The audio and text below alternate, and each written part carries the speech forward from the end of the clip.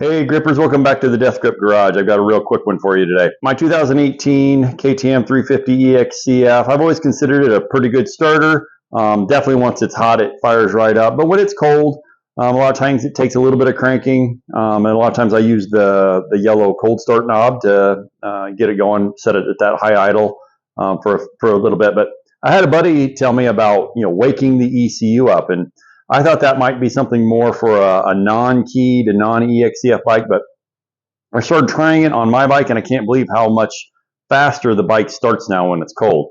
So really what you're doing to wake it up, instead of turning the key on, I let the pump run, and then instead of holding the button down until it starts, you want to just tap it a little bit, and then it'll fire right up. Can't believe how fast it starts now. Again, just a couple taps to kind of, not trying to start the bike, just a couple taps to kind of wake everything up, and then go for it, and it'll fire right up. No yellow knob. I can't believe how much better it starts. Hope this helps. Cheers.